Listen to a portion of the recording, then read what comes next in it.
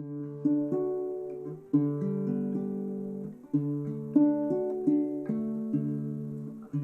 you ready, Mr. Frank? Welcome to the Sports Wrap. George Ringer. It's December. It's December, and you might not believe this, but football season is coming slowly to a draw. I thought about this over the last weekend. I'm like, oh my gosh, the regular season for college is essentially over. The pro season's got what, 5 weeks left, 6 weeks left, and I'm just kind of like, it goes so fast. It does. It goes too fast. Well, it does.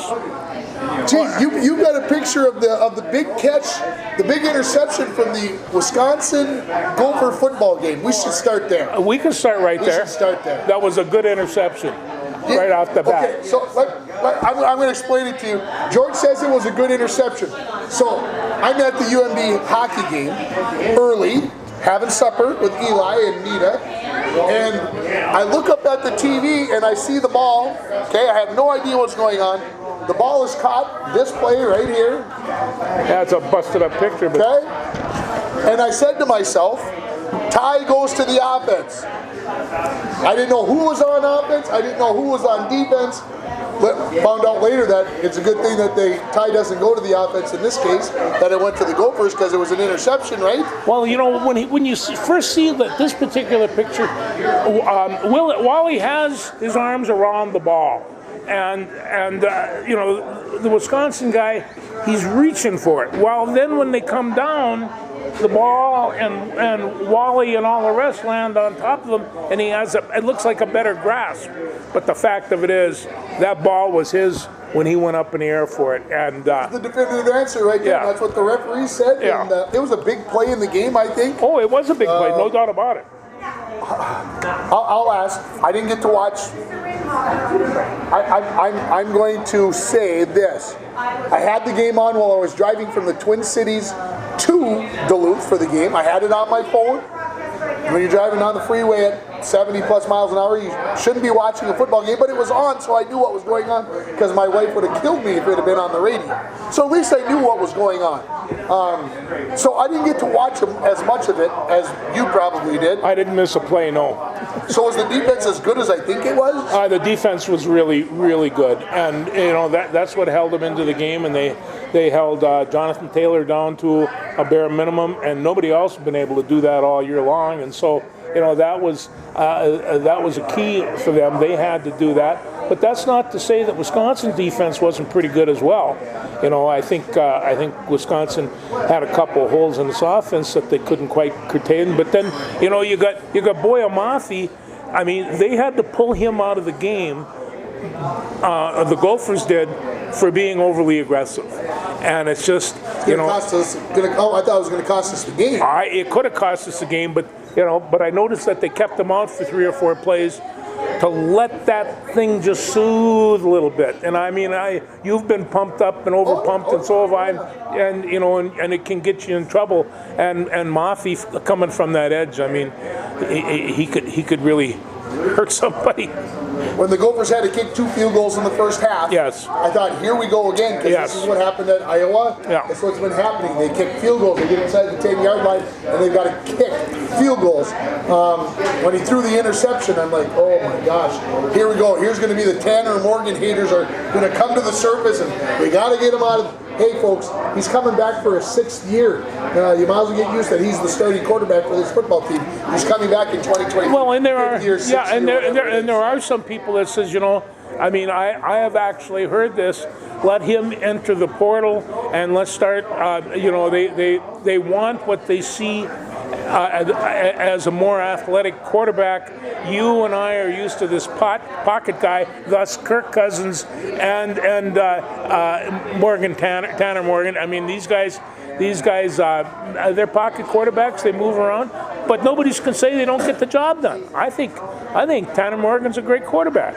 Yeah, I'm not saying he's the greatest thing, but hey, you got to remember, this is Golden Gopher football. This isn't Michigan football. No, exactly. And you know, here, I'm gonna throw it out there. Let's take a look at the Wisconsin quarterbacks for the last 30 years.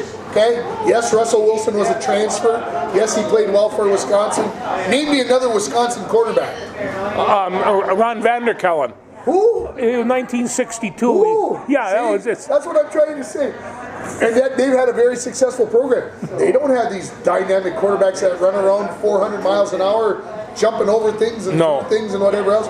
They haven't had it, but they've been ultra successful. So you can do it both ways. You just have to add in your offense. Well, you know, and then keep in mind that Wisconsin has also turned out some incredible running backs, and some you know, getting back to Morgan.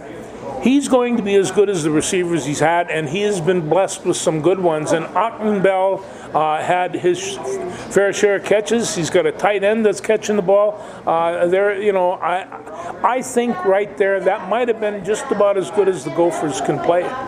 Yeah, I would have to agree from what I saw. And hey, you win on a game where you have really nothing to gain, and the other team had everything at their disposal, and you beat them.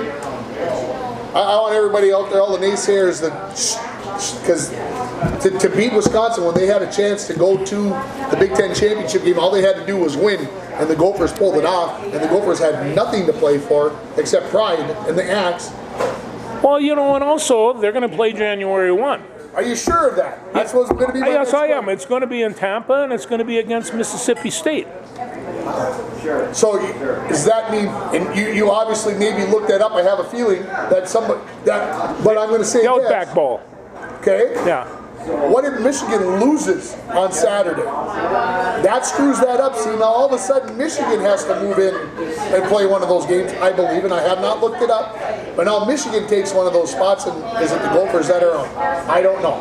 Well, that's a projection that me and the Guru come up with. By the time you get to see this show, some of you, it'll be a moot point because it'll already be decided.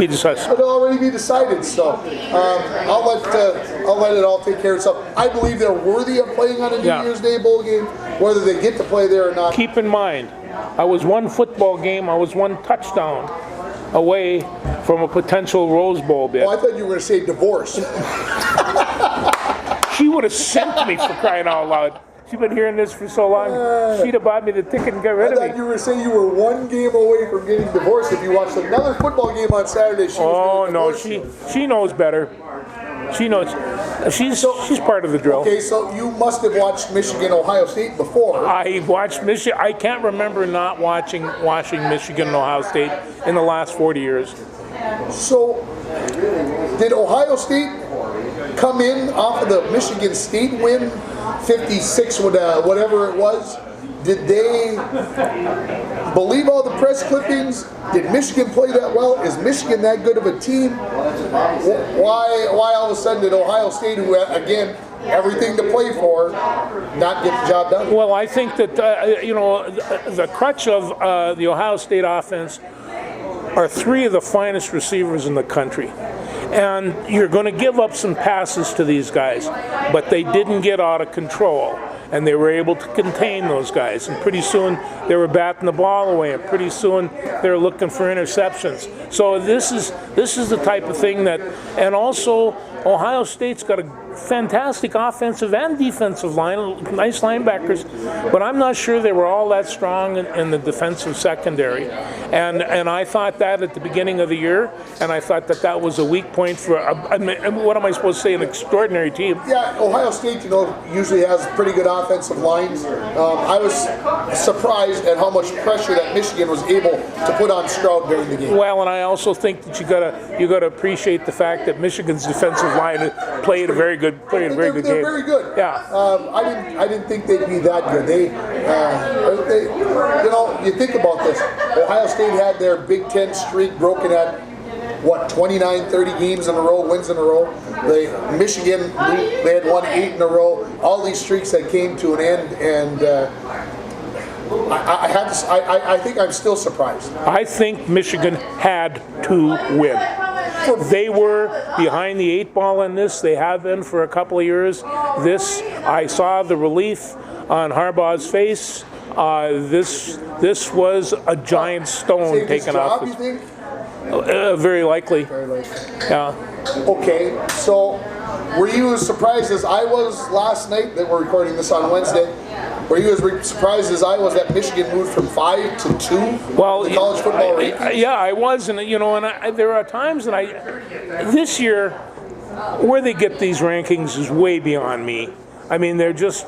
Hey, it's 13 or 12 or whatever it is, people sitting in a room, making the call. Yeah, they've been bucking Cincinnati all year long. Now Cincinnati is in the top one. Alabama, who knows where they're going to come one out?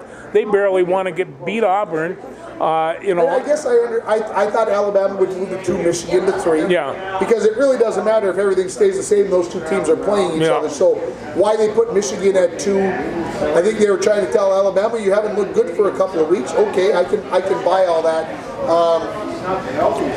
So Georgia, Alabama. Yeah. SEC championship game this week. Who wins? I think Georgia's going to get them. Okay.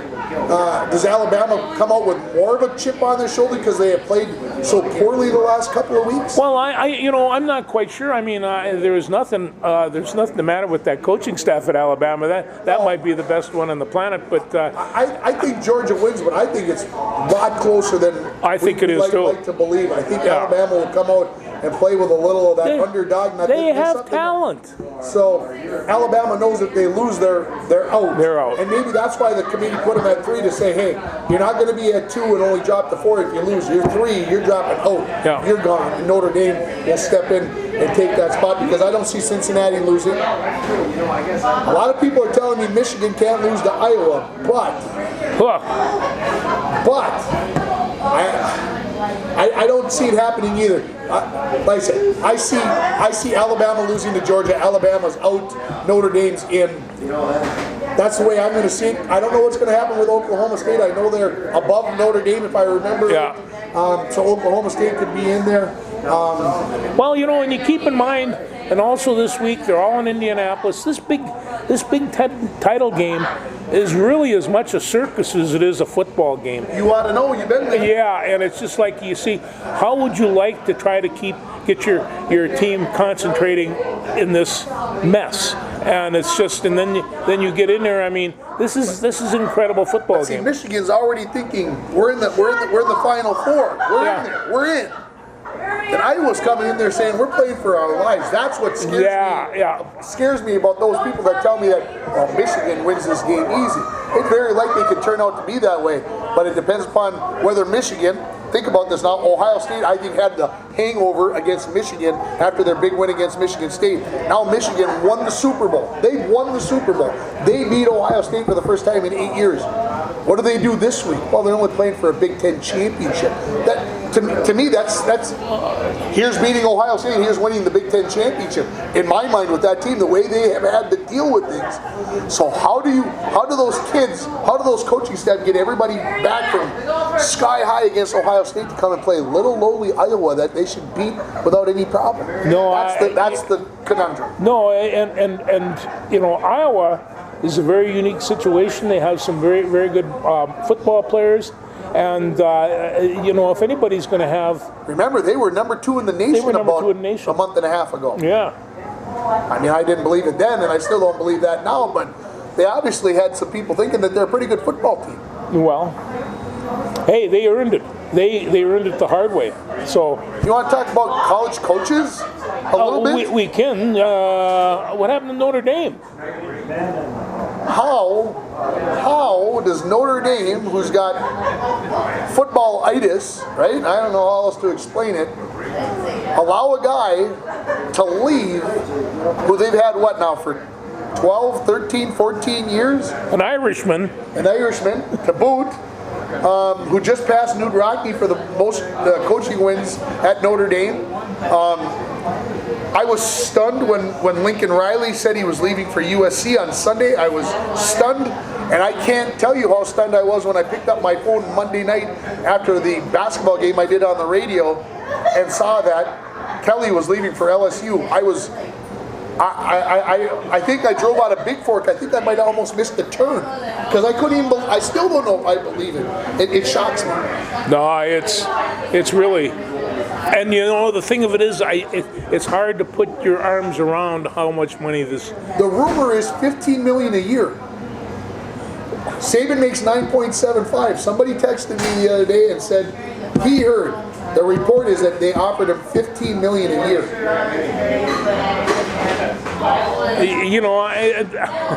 I'm not sure what that kind of money does to a coach, but what does that do? Okay, Flight just signed a 7-year, $40 million, and we had a coronary. Well, no, that's can of corn. You get that every 2 years. He's getting 3 times that amount. Yeah. I have to say, the Lincoln Riley, USC has been looking for a while. They've been down for a while. He said it was a challenge. 38 years old. You're in football country as far as I'm concerned. You're moving to the SEC and you bow out. He said, if not now, when? Okay. And we're going to take a challenge. My kids are ready to go. My wife's ready to go. Let's go do it. Let's whatever. But I truly believe when he said on the air on Saturday night after they lost to Oklahoma State, I am not going to LSU. I think in his mind he wasn't going anywhere. But then cha-ching, USC called up and said, hey, can we talk? And about 12 hours later, it was over. He was on the plane heading for California, and I'm just like, wow, that's just stunning how it works. Well, like you say, money speaks. Well, actually, it yells real loud. And did you watch any of the Prep Bowl? I did watch the Prep Bowl. I watched 2 games on Friday night, and I watched the 5A and the 3A on Saturday. Okay, what caught your fancy? What do you remember most? I remember the Maple Grove Lakeville South game was as good a high school football game as I've seen in a long time. Uncle Paul thought it was boring. Well, nobody's scoring. Come on. The defense was just incredible. I called it a slobber knocker to him on text message. It was. Hey, I haven't watched a Division III football game in a while, but I'd like to think that championship football game is pretty close to a lot of Division III football. Oh, I think it was. I mean, they had good size, they had good speed, they were very well coached, and they play a no-nonsense style of football, both teams. And it's, and for Maple Grove to come in and slap them at the beginning of the game, and then for Lakeview to come back and pull it out, and it was a pullout. But when you see these, and then you see the interview those high school coaches, these guys are class acts. They are there because of the boys, not because of them. They know what they're doing. They know their game. They know their kids. You can see the love that comes right off them every time a kid walks by. It was really fun to watch. But yeah, I enjoyed that. 4 games on Friday. Yeah. 3 of them were a 1-possession ball game. Yeah. The thing that I will take from Friday the most was the game that was a blowout with Hutchinson beating Cass and Manorville. What did you think of that formation?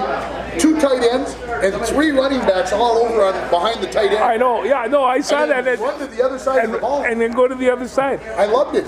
No, it was amazing. It's rare these days to see something innovative, I'll call it. A formation that you have never seen in football before.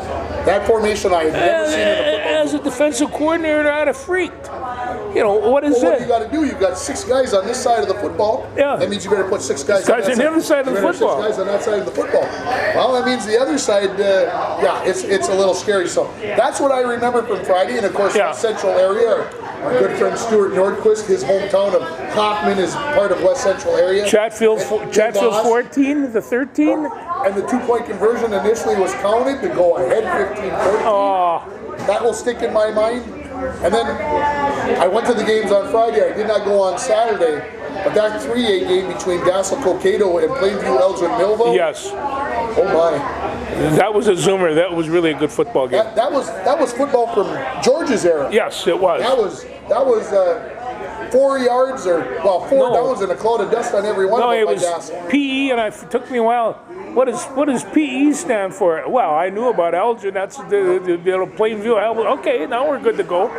But they play football all over the state, and they play football well. Class Section 1 did very well for themselves, winning a bunch, and of course there was only the hot Hutchinson game was a little bit of a blow, but boy, did Leroy Ostrander, that little quarterback, Yes. can't think of his name right now, but 5'6", 175 pounds. You know who he reminded me of? Jake Pressler. Yeah. That's who I thought of. Every time he ran the ball, he had that little stutter step and then the spin move. Jake was a master of the spin move. Yeah. So Leroy Ostrander, they really took care of business. I felt bad because Fertile Beltrami is a pretty good football team. They beat MID, right? Yeah. Well, I thought would be playing, and they don't. Yeah. So I have to admit, I had a computer and a full screen going on all day Saturday. He's a good man, that George Craig. I love him. So I suppose anything else, high school or college football that we need? High school's done, but congratulations to those guys. I was impressed. They were great. Before we get to the pro ranks, Bemidji State absolutely got crushed by the Colorado School of Mines. I listened to a lot of the St. John's game. I know they had some COVID issues with the team. They did. They ended up losing to Linfield. So Minnesota has no teams left over. South Dakota State won. South Dakota lost in FCS. Yeah. North Dakota State plays this weekend. Actually, I saw South Dakota State game against Nevada. UC Davis. UC Davis, that's what it was, and they hit off some long runs. Remember last year they were really fast. I mean, they beat up North Dakota, and it's just, I mean, this is a pretty good football team. Yeah, considering that they're unseeded and everything else. Yeah. I think they get. Who do they get this week? I forget. Is it Jackson? It might be Jacksonville. Anyway, they had 6 picks on that game. I feel bad for whoever has to play South Dakota State. I think they come through and everything else. So yeah, there's I think everything college. There was a ton of stuff that we could talk about, but for college, but we got to get to the Vikings. Let's go. Let me see. Did I have that in the first? Are you on the bandwagon that they choked away? They're done. There's no way they can make to the playoffs. No, I thought that no, I have trust in you. not at all. And that has much to do, with how good our Central Division is. And it's just, you got Detroit, you got Chicago. They gotta come back and they gotta beat Chicago. But the problem that they have this last week was half their defensive line was hurting, and they've had episodes with some of their ball players that are taking a leave. And I laughed because Zimmer had a cut about how his defensive line was decimated, which what Joe just said. Yeah. And then the next cut at the radio station from Learfield was how badly San Francisco holds. Yeah. And I'm just like, okay, your line is decimated, and then the other team gets away with holding the whole game, which it seems like they do anyway. But for Zimmer to say something about it. Have you seen, in your mind, a lot of flags lately? I mean, against San Francisco, it looked like Laundry Day in Naples. It was bad. Some of these other games too, it just seems. But then I take a look at the slow motion. Those offensive linemen, they grab every play. They do. And they get around them just a little bit, and all you got to do is get your fingers inside that jersey and give it a little yank. As long as you do it while your hands inside, you're okay. They reach out there. They're like getting out there in the edge. Yeah. So, anyway, I know a lot of people are whatevering about the Vikings. Oh, they don't have a chance. They're all done. They look horrible. I'm like, no, I thought the defense maybe looked a little poor. Gave up too many rushing yards. And I'm going to tell you, you got to remember. And I just want to say 2 words. Debo Samuel.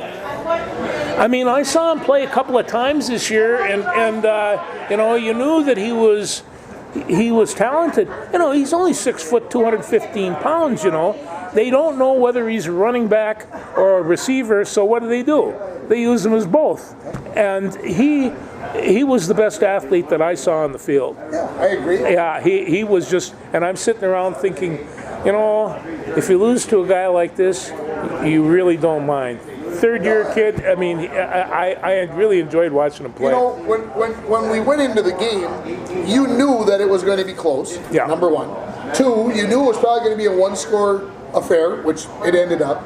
But yet people are having a fit because the Vikings didn't do this and the Vikings didn't do that. Well, when you play against a team that's of equal talent, which I think they are, this is what you get. And so sometimes you win, sometimes you lose. I just get, I get perturbed. Yeah. How's that for the big word of the day?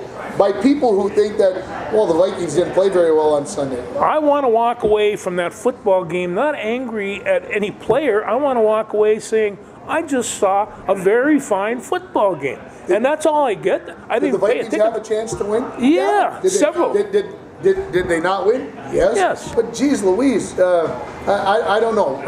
I'm not sure where Justin Jefferson was in the game. He had 83 yards on 4 catches. Seemed like San Francisco did a good job. I was going to email and tell you, how's Adam doing today? Adam did nicely, but see that to me is what's happening. Now they're focusing on Jefferson rather than focusing on Thielen, so they had to get Thielen open a little bit. Of course, there's concern about Dalvin Cook being injured, and it doesn't look to me like we thought Madison was the heir apparent. If Dalvin ever went down, he has not shown me anything over the last couple of months. Maybe this is an opportunity for him to do that, and for him and C.J. Ham to get synchronated, because that running game goes where C.J. goes, and so that's a kind of that sets up their play action. I mean, and if he can get a break, a little sneak, he can still explode. I still say he and Dalvin Cook have the same running style. He's just not. I agree. Yeah. I believe Madison is telling his plays. The defense can read what he's going to do. Somebody's giving it away because they seem to know before he knows where the ball is going, which shouldn't happen. But to me, and I won't even try to pronounce his name, the guy who returned a kickoff again on Sunday, I won't even try to say his last name because I'd butcher it. I think he's going to get a serious number of carries, and I think he's going to show us that he maybe be the heir apparent to Dalvin Cook. Because now Dalvin Cook has 2 torn labrum, one in each shoulder. He's done for the season. I don't know. You can't be a running back in the league with bad shoulders. No. That's part of the deal. No. So the Vikings get the Motor City Kitties this weekend. Is it a win? Oh yeah. Oh yeah. No. It's just. What was Detroit this week? Yeah. Okay. No, you can't lose to Detroit. But do you realize that Detroit is still mathematically alive to make the playoffs? That's how poor maybe the NFC is. They're 0-1. There's 4. I don't know if CBS Sports was being facetious online or not, but they said there's 437 things that have to happen, and if those all happen, Detroit's into the playoffs. Yeah, well, I wouldn't count on that one, but hey, they were having fun. No, somebody did the math. Though. Yes, that's the scary part. Somebody did the math on that. They don't have anything else to do, so the Vikings win. The Vikings will win. Okay. That's all we need to know. The Vikings will win. I mean, and how much did they spend emotionally, physically on that Green Bay game? I mean, they had to have that game, and that's. So think about this now. The Vikings have Detroit. Yep. Pittsburgh next Thursday. Should be 2 wins, right? Yeah. Then I believe they've got the Bears on Monday night the following week. Yeah. Then you've got the Rams. Yeah, that's and then you've got the Bears and the Packers. So there's your 6 games left over. They should beat Chicago twice. They should beat Pittsburgh, and they should beat Detroit. So now they got 4 wins. That means they're 9-8. Yeah. 9-8 should get them in the playoffs. Oh, sure. I mean, they're there right now. Okay, can I intervene? Okay, who's the team that has Patrick Mahomes? Yes. That's the Kansas City Chiefs. What do you think they're going to do? Boy, they were a team that was hurting, but they would come back. They might have gotten healthy and be on the rise. That's what I think. I picked Kansas City and Seattle to go to the Super Bowl. Seattle's 3-8. I think that has flown, but I think Kansas City's still in there. Yeah. There you go. See, Marianne says. What an accomplishment for a young man at his age. Yeah. Right? Pretty cool. Absolutely. And the money they're making. Only $500 million. Oh my God. Only $500 million. Mr. Ringhoffer. Yes. How would you like to have that kind of money? I don't even know what I would do with that. I know, right? Well, I know you would probably help people. I wouldn't be worrying about paying the bills. I know that. So. Is this a curling iron? Yes, Hey, okay. yes, it is a curling iron. We're going to curl this hair up on the top of my Good to head. talk to you again, Marianne. George, I love you. I love you Mr. too. Ringhoffer, I love I you. love you too, Marianne. Have a good night. You too, bud. So, we're done with football. Yes, What shall we talk about? go for basketball. He wants to talk Gopher basketball. Why would you want to talk about Gopher basketball? Well, because they are incredible. I mean, they're 6-0, and they're, you know, last night they won on a last-second slam off a Was it a rebound. slam? I have not seen it. Oh yeah, no, it's beautiful by a guy that the least, you know, one of the least offensive guys in the league. But he went up and reached and stuffed that sucker home. I only thought it was a With 2 tip in. seconds. I did not know it was a dunk. He See? come up and bam. 2 hands? Oh yeah, Luke Lowy. Luke Lowy. Luke Lowy is the Yeah, name, and the Gophers went 54-53 over Pittsburgh. Not saying that that's a huge win, But it's at Pittsburgh. but it's at Pittsburgh. It's against a Power 5 conference opponent, and they're 6-0. And I'm going to be honest with you. Yes, I know the schedule's been weak, but I think if I would have told somebody that the Gopher men's basketball team was going to be 6-0, you guys would have started the commitment papers to a certain facility. I don't know where, but I would have been like this on the way there. Yeah, you wouldn't have been alone either. So, yeah, obviously the Big Ten schedule's coming down the pipe, and the reality will hit. But they seem to like to play with each other. They do, and you know, and I've got some of my statistics here, Oh, boy. and I take a look, and you know, Jamison Battle is averaging 17.5 points, and boy, he hit one last night. I mean, it was from across the street. That's that far out, and I just think, well, I was worried about him being shy shooting, but he's not, and he's only a sophomore. I think right now he has a foundation. He's 3 or 4 years ahead of where I think he should be. And if he gets Parker Fox back, and there's a good possibility that he might, might give him his 8th man that he kind of needs. They need more bodies. Yeah. They need, but you know, like right now, Ben Johnson seems to be having fun. The boys seem to be having fun, and it's always fun when you win. So, of course, what I say, the whole thing comes to a screeching halt here because Michigan State's coming on December 8th, and That's only like next Wednesday. yeah. So if they got some practice to get I'm in, glad you've looked at the schedule that far ahead because I haven't.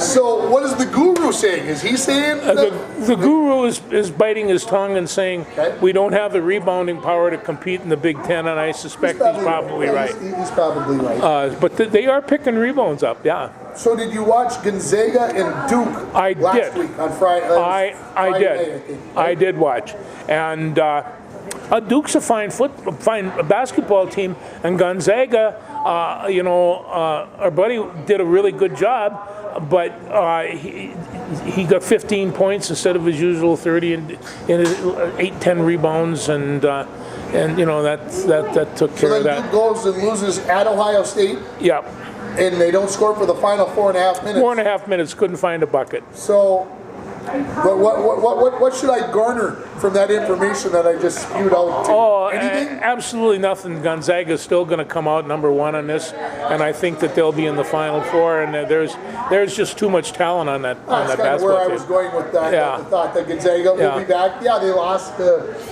Duke will be there to a certain extent. Yeah. But yeah, it's going to be fun. Oh, Duke has some talent too. No doubt about it. They always do. Right? Yeah. I mean, so.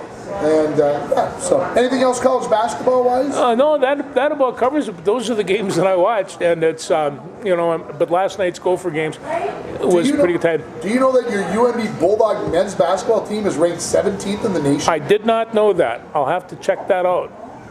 Yeah. Maybe, and there's rumors that maybe the women's team is better. Will have a better run in the playoffs. They haven't played well so far, but. Keep your eye on the UMB women's and men's basketball team. Well, and as long as we're sliding by and talking about the women, I got to say, Lindsay Whalen is really pulling this basketball team of hers together. And they had some tough goes, but I don't think she was concerned about what her one-loss record was pre-Big Ten season. I think she wanted for her kids to go in there and take a hammer in and see what they can do. They're 6-3, and but I think she's done, and plus she's inked all these top shelf high school kids coming in. Mara Braun only had 37 last night in the season opening win for Wayzata. 37, huh? 37 out of the 79. Yeah, well, we'll take that then. That would be Mara Braun, one of the signees for the Gopher women for next year. Yeah. I thought maybe when you were transitioning there, I thought maybe you were going to go to Gopher volleyball. But we'll save that for later because I want to finish basketball. Yeah. And I want to talk about the Timberwolves. We can talk about Timberwolves. In fact, you might not believe this, but I saw at least parts of the last 2 games, and that would be Philadelphia. The Philadelphia double overtime was, it was really a lot of fun. And, sounded like it was fun. Yeah, and the one in Indiana, that was pretty good time too, and so. They've won 7 of 8. They won 7 of 8. They're above 500, 21 games into the season. You know what they're doing? They're scaring the rest of the teams for the first time since Kevin Garnett. I mean, they can come out and beat you.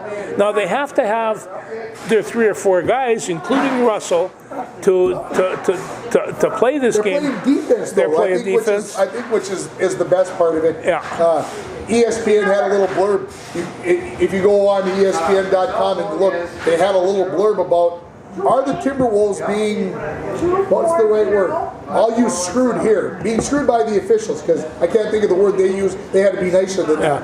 And I was like, I think yes, because, well, Karl Anthony Towns is a crybaby. There's no doubt about it. Until he learns to shut his mouth, he's going to continue to fall a lot of games, which he's done the last 2 games. Yeah. And I think he's getting his medicine, and the sooner he learns to, the better off he'll be. No, and the last one against Indiana, he fouled out, and it was a lousy fall on his part, some stupid reach-in type thing. Yep. And and you see this, and there's no reason for him to do that. At times he's an incredible athlete.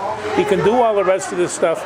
Yeah, you're right. He would be Still needs a little growing up. a little grown up. They play Washington tonight as we tape this. Matter of fact, the game is starting about an hour, and then they head to Brooklyn. My expectations are low, but one thing you know about Brooklyn is they're like this. You don't know who's going to show up. Yeah. You don't know what's going to happen. That's who's for going sure. to play, who's not going to play, whatever's going to happen. So the Suns, 17 straight. Their record's 18-3. Yeah. Everybody's talking about the Suns. But the Suns beat Golden State last night, and Golden State fell to 18-3. So how good a basketball have they been? Well, you got this guy, Seth Curry, that, he's a really good basketball player. And it's just, and so as long as he's on the floor, you're going to have a contender, at least right now. Yeah, absolutely. Oh, and he should get a little bit old, but I don't see that happening soon. Anything else you want to talk about NBA-wise? No, but I'll tell you, I've really enjoyed watching the Timberwolves. This is a better team than was there last year, and if everybody get a chance to see them, they're really good. And I never was an NBA fan, but I am now. Yeah, we'll watch a little bit. Sure. I'm not going to get my hopes up. I'm not going to start singing the NBA Finals song. But hey, the way it's been for the last dozen years. Oh no, this is exciting. This is the good awesome. times. This is the good times.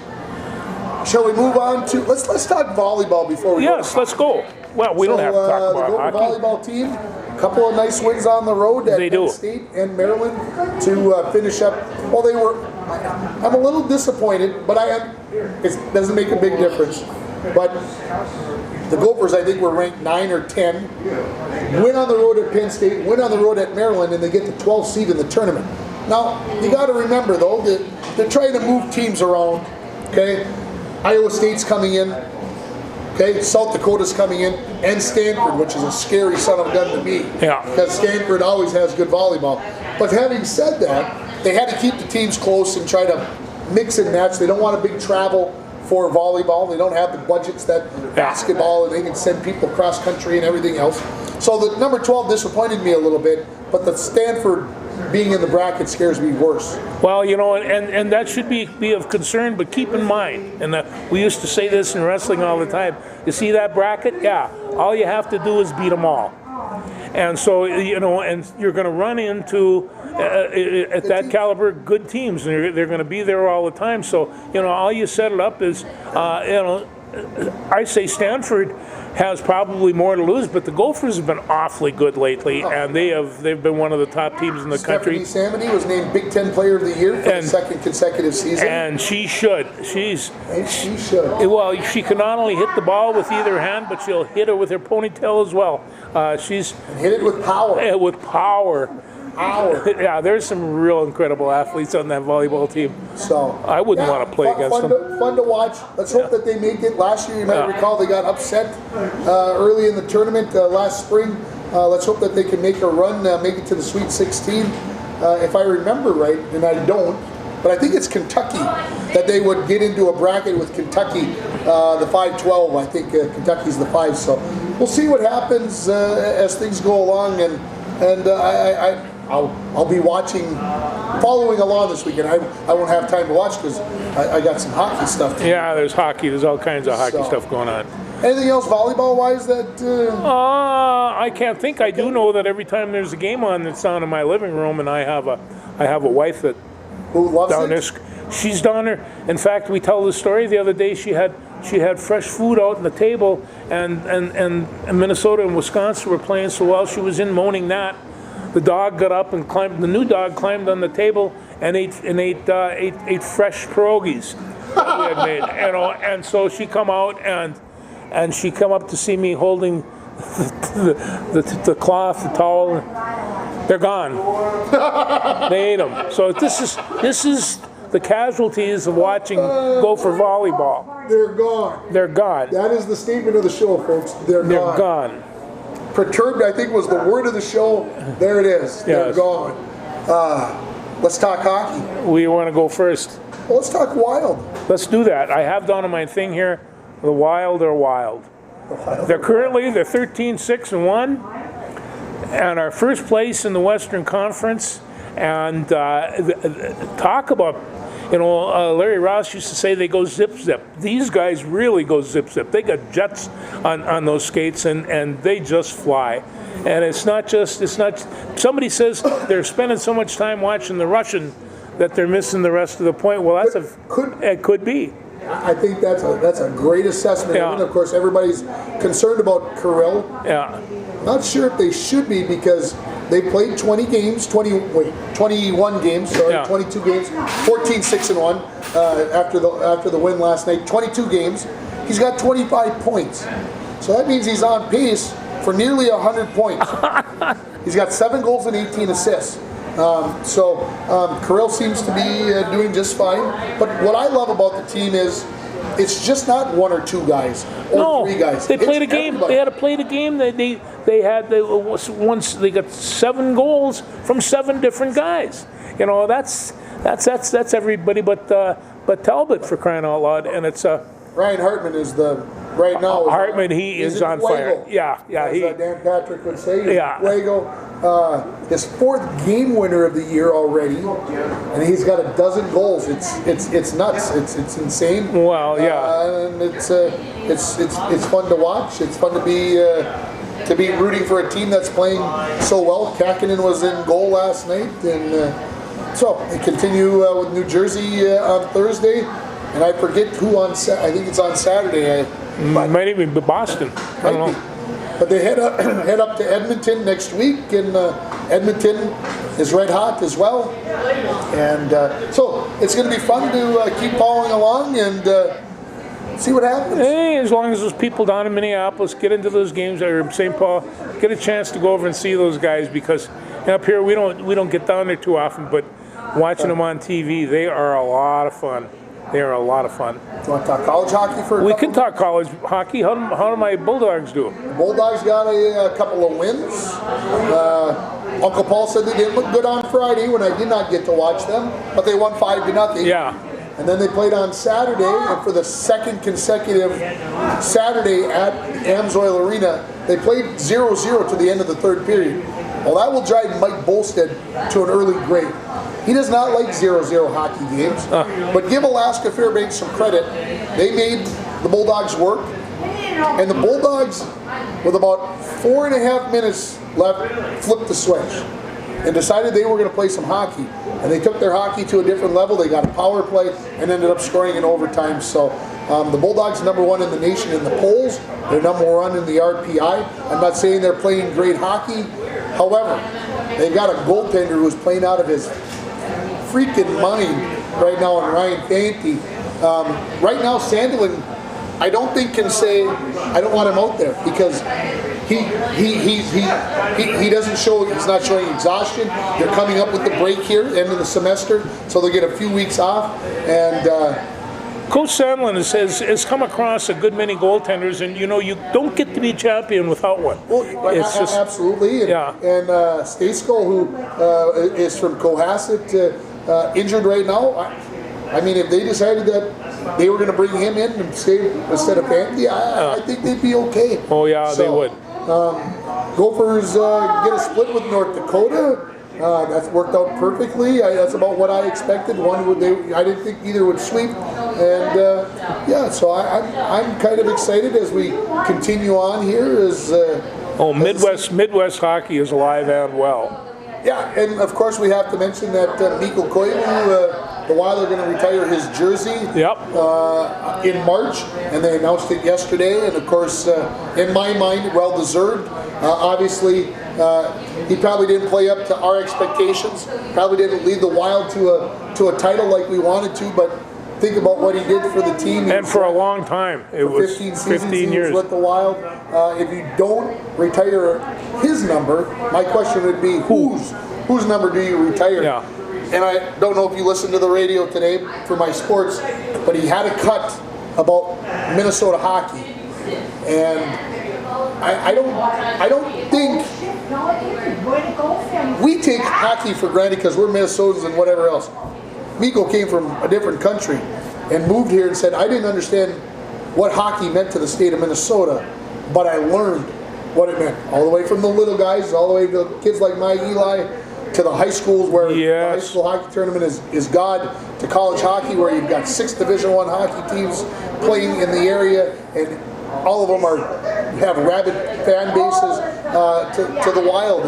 And like you said, it's the state of hockey for a reason. Well, I talked to my friend who hangs around the Eden Prairie Chaska type thing, and he says there are so many kids of former Wild hockey players that are playing, and they're all talented and they're all young, and people put these teams together, you know, and they'll go over and say, gee, your grandson's really playing well, maybe he should come, you know, and be with us. But also, that's you know, not recruiting. No, that's not recruiting, but what it is, it's they're taking a look at some really good, not only good athletes, but good quality students and good kids. So that's what you have to have. And I think right now it seems the Wild kind of has that. These are pretty good kids. And in fact, if you take a look at all our professional sports, pretty nice guys. I mean, sometimes they don't stand up with what we'd like to see. I mean, there are people that would say, I don't care what the Vikings do as long as they win. And that's just so unrealistic, because if you coached anything, you have to be prepared to go out there and put it on the line and lose. And that's it's never fun. That's kind of just the way it is.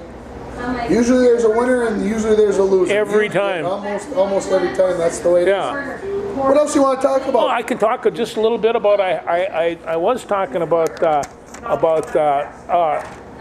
my wrestling team, the Gophers. They're going to be at Northern Iowa Open on December 11th. It's the same day as the Army-Navy game, and they have 3 weeks off before they start New Year with Iowa coming in on January 7th. They're actually at Iowa City on January 7th. Then they welcome Northwestern January 9th. January 28th, I will be in isolation because we will have Mason Parrish and Gable Stevenson go, and I hope they're both healthy and strong. They have 3 weeks to build for this, and it's going to be a great wrestling match. I was sitting with Evan Omdahl at the Prep Bowl on Friday. We had a chance to Well, we spent nearly 12 hours sitting this close to each other, so a variety of topics, but he's coaching wrestling, helping with the Bemidji wrestling team. Oh, fantastic. And so we got bantering about the girls wrestling, and that they've got a plethora of girls that are out wrestling, and that they are actually going to compete against other schools in girls-only wrestling meets, which I think is phenomenal. Well, and next year they're going to start the state tournament for girls. So, you know, it's there. They're progressing through that and all of that. And so I asked Evan, I said, well, when's the Rick Lee? And of course, we talked about when that was, because George and I have been down to the Rick Lee to do our TV show, our Coach's Corner we did down there, and our TV show, and et cetera, et cetera. And so we've got that option, and I've been looking for the Skip Nayland, but I can't find it anywhere on what weekend it is. But I don't know if we can fit it in. I've been looking at the January I was schedule. wondering. I haven't even brought it up because your schedule is incredible. It's really tight. Yeah. So, but anyway, having said that, wrestling season is upon us. And, it is. And we'll get what we can, but it's one of the things where I like going down to that to the Rick Lee, and I knew the man, and it was he was a great coach and a nice guy. So, and I see a lot of friends down there from the old days, and in fact, a lot of them remember me, remarkably enough. Surprising, people remember George Frake. I'm shocked. I can't believe that's the way it works. What else you got down there? Anything? I just went down that the Vikings got squished, and the first half they did. There was no way that they could stop any of that running attack, and but it was 14-14 at the break. I know it. That was with a nap, folks, by the way. That was with a nap. Oh, was that a delicious nap? That was power sleeping during the first half of the Vikes game, and then up for the second half. We needed that. Yeah. Okay, what have you been reading? Okay, no, I'm still reading my book, We're Not Immigrants, and you wouldn't believe this week on C-SPAN they had a series of history lectures. Okay. And so they were about an hour long, but they would have to do with Revolutionary War militia and a Civil War, like organizational type things. And some, of course, of the history I didn't particularly agree with. I got in an argument about Andrew Jackson with one historian, but she couldn't hear me. So, but I'm keeping just about as active as I can. My wife keeps on nudging me, but I have 2 big books, and then the winter reading will start, and I have just a couple of things I have to finish in terms of writing a narrative, and that is my big challenge. Saw our good friend Randy at the girls basketball game last night. The Bronco girls win their season opener 58-27, very convincing fashion over Evelyn Gilbert.